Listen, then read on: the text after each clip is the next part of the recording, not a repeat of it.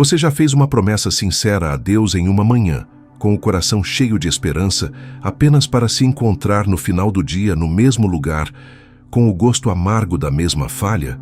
Você já se perguntou, no silêncio do seu quarto, depois de cair mais uma vez no mesmo pecado: será que sou um cristão de verdade? Por que eu não consigo mudar? Deus deve estar terrivelmente decepcionado comigo. Se essa angústia lhe soa familiar, saiba que você não está sozinho. Esse ciclo de queda, culpa, uma oração desesperada por perdão, um alívio temporário e, em seguida, a recaída, é uma das armadilhas mais frustrantes e secretas da vida cristã. Mas e se eu te dissesse que esse ciclo não é um sinal de que você não tem salvação ou de que seu pecado é mais forte que Deus? E se for, na verdade, um sintoma de que estamos usando a ferramenta errada? Um sinal de que confundimos um dos conceitos mais libertadores da Bíblia com algo muito mais superficial. Neste vídeo, nós vamos expor a raiz desse problema. Nós vamos descobrir por que simplesmente pedir perdão muitas vezes não funciona. E qual é o verdadeiro arrependimento que a Bíblia ensina? Um arrependimento que não apenas cobre o seu pecado, mas que quebra o poder dele sobre você. Se você está pronto para trocar o ciclo da frustração pela liberdade que Cristo prometeu, fique comigo até o final. Curta este vídeo, inscreva-se no canal para não perder conteúdos que fortalecem sua fé e comente agora com um "Eu quero liberdade" se você deseja quebrar esse ciclo na sua vida. Vamos começar. Para entendermos a solução, primeiro precisamos dissecar o problema com honestidade. Vamos olhar para a anatomia dessa recaída que todo cristão conhece e secretamente teme. Começa com a queda. Em um momento de fraqueza, você cede. Imediatamente, uma onda de culpa e vergonha te inunda. É uma dor aguda na alma. Então, você corre para Deus em uma oração fervorosa. Pai, me perdoa, eu não vou fazer de novo, eu prometo. E ao confessar, você sente um alívio, um peso que sai dos seus ombros. A comunhão parece restaurada, mas os dias passam, a vigilância diminui, a tentação ressurge sutilmente e quando você menos espera, o ciclo se repete. A frustração que se segue é ainda maior que a anterior. O erro fatal que alimenta esse ciclo é confundir remorso com arrependimento. E não há exemplo mais poderoso na Bíblia para ilustrar essa diferença do que a história de dois homens que falharam drasticamente: Judas e Pedro. Ambos traíram Jesus. Judas, movido pelo remorso, viu o terrível resultado de suas ações, sentiu o peso esmagador da consequência e se encheu de uma tristeza autodestrutiva. O texto diz que ele sentiu remorso, devolveu o dinheiro e tirou a própria vida. O remorso dele focou nas consequências e na sua própria miséria. Pedro, por outro lado, depois de negar Cristo 3 vezes, encontrou o olhar de Jesus. Seu coração foi partido não apenas pelas consequências, mas pela dor de ter ferido aquele que o amava. Essa tristeza a Bíblia chama de tristeza segundo Deus. O levou não ao desespero, mas de volta para o Salvador. O remorso leva à morte. O verdadeiro arrependimento leva à vida. Isso nos leva a desmascarar um mito perigoso que o inimigo ama sussurrar em nossos ouvidos. Eu me arrependi, mas o meu pecado é mais forte do que eu. A verdade é que o pecado recorrente raramente é uma simples falha de força de vontade. Ele é, na maioria das vezes, um sintoma de que algo mais profundo, um ídolo do coração, ainda não foi entregue a Cristo. Talvez não seja a luxúria o seu problema principal, mas uma busca desesperada por conforto e alívio do estresse. Talvez não seja a mentira, mas uma necessidade de ser aprovado e aceito pelos outros a qualquer custo. Enquanto não arrancarmos esses ídolos pela raiz, continuaremos apenas podando as folhas do pecado, e ele sempre voltará a crescer. Então, como saber se você está preso neste arrependimento ritual? Faça a si mesmo estas perguntas com sinceridade. O seu arrependimento foca mais em aliviar a sua própria culpa do que na ofensa que seu ato cometeu contra a santidade e o coração de Deus. Você odeia as consequências negativas que o pecado traz para a sua vida, ou você realmente odeia o pecado em si, por ele ser uma afronta a um Deus santo? E por fim, após a sua oração, Você apenas muda como se sente temporariamente ou busca ativamente, com a ajuda de Deus, mudar a direção da sua vida? As respostas a essas perguntas podem revelar se estamos apenas sentindo remorso ou se estamos no caminho do verdadeiro arrependimento que liberta. Se as perguntas do final do capítulo anterior te trouxeram um certo incômodo, isso é um bom sinal. É o primeiro passo para sair do engano do remorso. Agora vamos construir o alicerce da verdadeira mudança, descobrindo o que a Bíblia realmente quer dizer com a palavra arrependimento. A palavra que os apóstolos usaram no Novo Testamento, traduzida como arrependimento, é a palavra grega metanoia. Guarde bem esse nome. Metanoia não significa primariamente sentir-se mal ou ter remorso. O seu significado literal é mudar a mente. Pense nisso.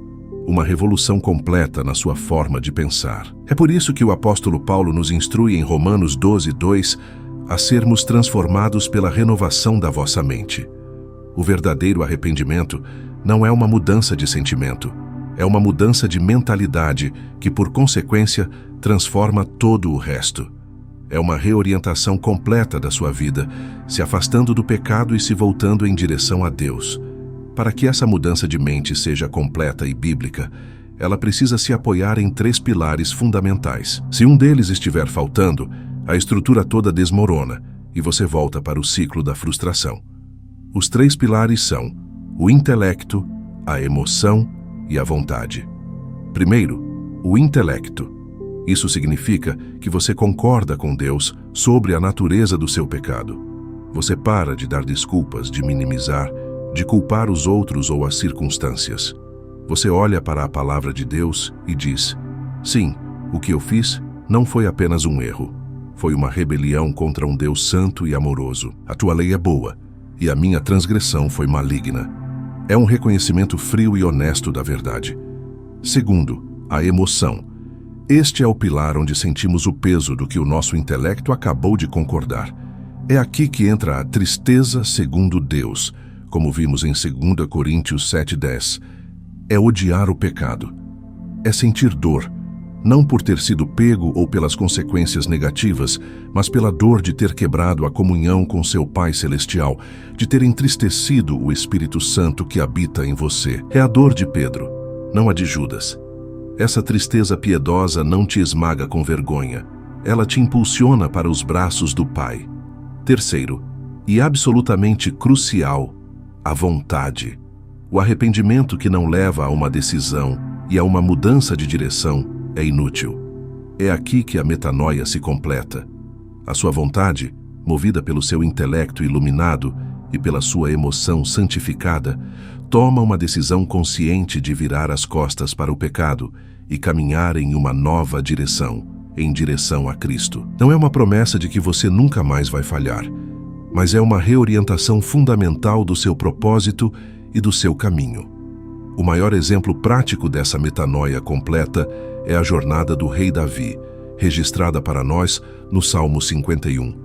Após seu terrível pecado com Batseba e Urias, Davi não ora apenas Deus me perdoe. Ele nos dá um mapa do verdadeiro arrependimento. Ele começa com o intelecto. Pequei contra ti somente. Ele não dá desculpas. Depois ele expressa a emoção, a profunda angústia. Lava-me completamente da minha iniquidade e purifica-me do meu pecado. E então ele demonstra a vontade, o desejo por uma transformação real e profunda, que vai muito além de um simples perdão. Ele clama: cria em mim, ó Deus, um coração puro, e renova dentro de mim um espírito inabalável. Davi não pediu a Deus para consertar seu comportamento. Ele pediu a Deus para fazer uma cirurgia em seu coração. E essa é a essência do arrependimento, que verdadeiramente liberta. O clamor de Davi por um coração puro nos mostra que a transformação real é uma obra sobrenatural de Deus. Mas isso não nos torna passageiros passivos em nossa própria santificação. Deus, em sua graça, nos convida a participar ativamente desse processo, não com a força esgotável da nossa carne, mas usando as ferramentas poderosas que Ele mesmo nos forneceu. Então, a pergunta é: como tornamos a metanoia, essa decisão de mudar a mente, uma realidade vivida no dia a dia? Primeiro, precisamos corrigir o erro fatal de lutar sozinho.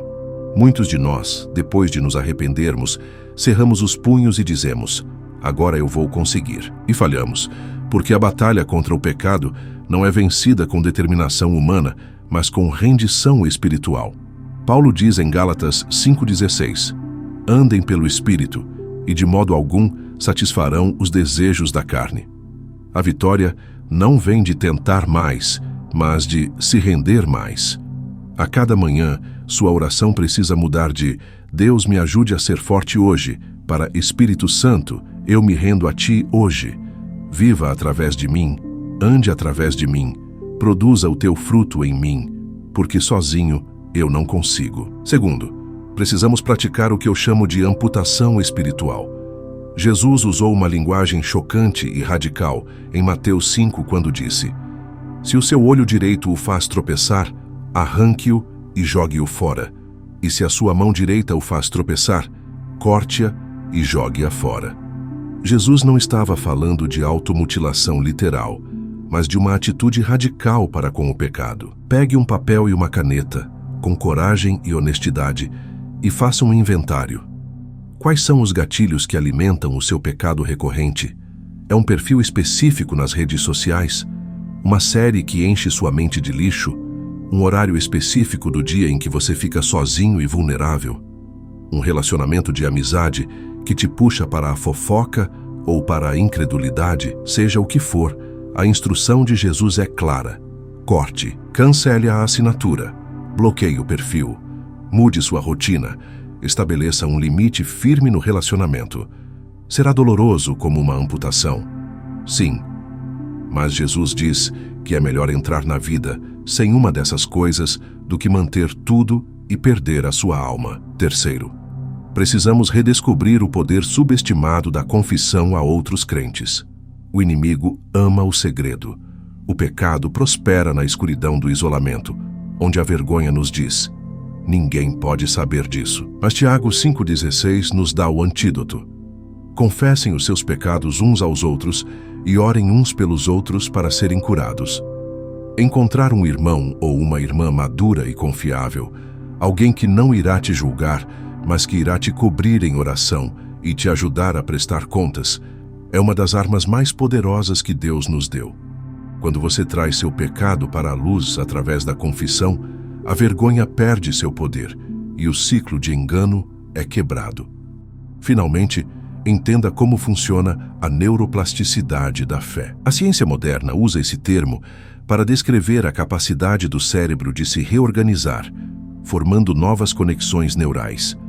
A Bíblia ensina esse princípio há milênios. Cada vez que você cede a um pecado, você aprofunda um caminho neural em sua mente, tornando mais fácil cair da próxima vez. Mas o contrário também é verdade. Ao renovar sua mente com a palavra, você cria novos caminhos. Filipenses 4,8 nos dá a receita. Finalmente, irmãos, tudo o que for verdadeiro, tudo o que for nobre, tudo o que for correto, tudo o que for puro, tudo o que for amável, tudo o que for de boa fama, se houver algo de excelente ou digno de louvor, pensem nessas coisas. Ao meditar consistentemente na palavra, você está literalmente reconfigurando sua mente, até que o caminho da santidade se torne mais natural que o caminho do pecado. Depois de ouvir sobre metanoia, amputação espiritual e renovação da mente, uma pergunta honesta e talvez assustadora pode surgir no seu coração. E se, mesmo com tudo isso, eu falhar de novo? Quero que você ouça a resposta com muita atenção, porque ela pode te libertar de uma vez por todas do medo e da condenação. Aqui está a verdade chocante que você precisa ouvir. Na sua jornada aqui na Terra, você ainda vai pecar. O apóstolo João, em sua primeira carta, é direto. Se afirmarmos que estamos sem pecado, enganamos a nós mesmos e a verdade não está em nós. A vida cristã não é a chegada a um estado de perfeição sem pecado, mas o início de uma vida de arrependimento contínuo, debaixo da graça. A diferença é que agora, quando você cai, você não está mais sozinho e desamparado. João continua dizendo: meus filhinhos, escrevo-lhes estas coisas para que vocês não pequem. Se porém alguém pecar, temos um advogado para com o Pai, Jesus Cristo, o justo. Sua esperança não está na sua capacidade de nunca cair, mas na certeza de que, ao cair, você tem um advogado perfeito te defendendo e te chamando de volta. Para viver isso na prática, adote o modelo mental do para-brisa e do retrovisor. Pense no seu carro. O espelho retrovisor é pequeno, projetado para olhadas rápidas para que você aprenda com o que ficou para trás e evite perigos. Seu passado de pecado é o retrovisor. Você olha para ele brevemente para diagnosticar, aprender a lição e se arrepender. Mas se você fixar seu olhar no retrovisor enquanto dirige, o que vai acontecer? Você vai bater. Você vai ficar paralisado pela culpa e pela vergonha do passado. O para-brisa, no entanto, é amplo, claro e dominante. É para onde seu foco deve estar. O seu para-brisa é a graça futura de Deus. É a sua promessa. É o alvo da sua vida. É para onde você fixa os olhos em Jesus, o autor e consumador da nossa fé. Com essa mentalidade, você pode transformar cada recaída em um diagnóstico espiritual. Em vez de se afogar em condenação, aprenda a perguntar de forma analítica e humilde. Ok, o que essa falha revela sobre o que o meu coração realmente estava buscando naquele momento? Eu estava buscando conforto, controle, aprovação ou escape fora de Deus? Qual ídolo do meu coração eu ainda não entreguei totalmente no altar? Onde foi que a minha fé na suficiência de Cristo vacilou? Uma recaída, quando vista através das lentes da graça, não é o fim da linha. É uma oportunidade para um arrependimento ainda mais profundo e específico. Um convite para permitir que Deus opere em uma área ainda não rendida da sua alma. E isso nos leva à verdade final que te liberta para lutar. A sua identidade em Cristo não é definida pelo seu desempenho diário. Deixe essa verdade assentar em sua alma. Você não é definido por suas vitórias ou por suas derrotas. Sua identidade foi selada e definida na cruz, pela obra perfeita de Jesus. Diante de Deus, por causa de Cristo, você é filho amado, você é filha amada. Você é justo. Você é perdoado. Você é santo. Sua identidade não é pecador tentando ser bom. Sua nova identidade é santo, que por vezes ainda peca. E é essa segurança inabalável que te dá a verdadeira liberdade para lutar contra o pecado. Não por medo de perder o amor de Deus, mas transbordando de gratidão pelo amor que você jamais poderá perder.